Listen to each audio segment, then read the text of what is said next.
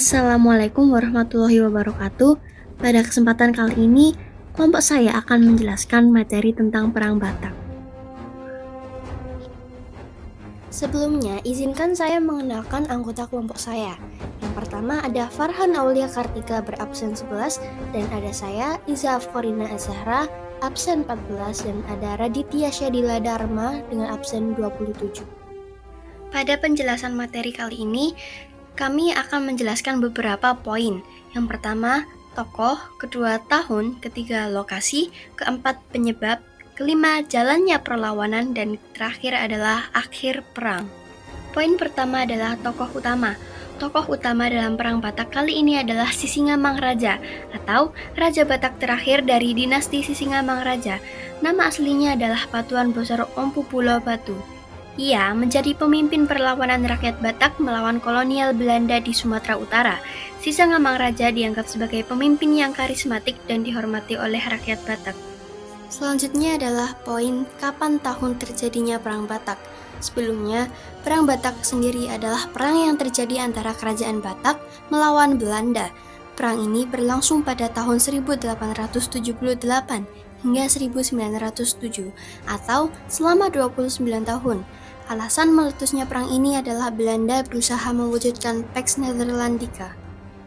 Untuk informasi tambahan, Pax Netherlandica adalah politik kolonial Belanda di Nusantara dengan upaya menyatukan wilayah-wilayahnya melalui perjanjian dan pendekatan militer.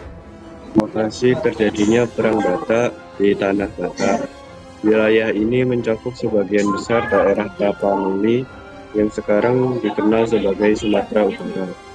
Daerah utama perlawanan berpusat di Balige, Toba, Dairi, dan Tarutung. Adapun dari medan yang berbukit-bukit dan sulit dijangkau memberi keuntungan strategis bagi pasukan Batak selama berperang. Berikut ini adalah foto perang yang terjadi selama Perang Batak. Foto kedua ini merupakan foto yang sama, namun foto ini berada di lokasi yang berbeda.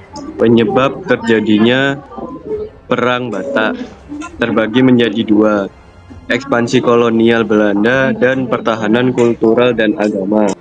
Pengertian dari ekspansi kolonial Belanda adalah Belanda yang berusaha memperluas wilayah kekuasaannya di Sumatera Utara dengan memasukkan Tanah Batak ke dalam kekuasaan kolonial. Mereka juga berusaha menerapkan kekuasaan melalui pengenaan pajak dan kontrol politik. Dan yang kedua, pengertian dari pertahanan kultural dan agama ialah Sisingamaraja dan rakyat Batak ingin mempertahankan tanah adat, budaya, dan agama Batak. Penyebaran agama Kristen oleh misionaris Jerman dan yang didukung oleh Belanda juga dianggap sebagai ancaman terhadap keyakinan tradisional mereka. Jalannya perlawanan fase awal. Pada tahun 1878, Sisingamangaraja mulai mengorganisasi perlawanan setelah Belanda mencoba menaklukkan wilayah Batak. Perlawanan ini sering dilakukan melalui gerilya dengan serangan mendadak ke pos-pos Belanda di wilayah pedalaman. Strategi pertempuran. Rakyat Batak menggunakan medan yang sulit dijangkau dan pengetahuan lokal mereka untuk menghadapi pasukan kolonial yang lebih modern.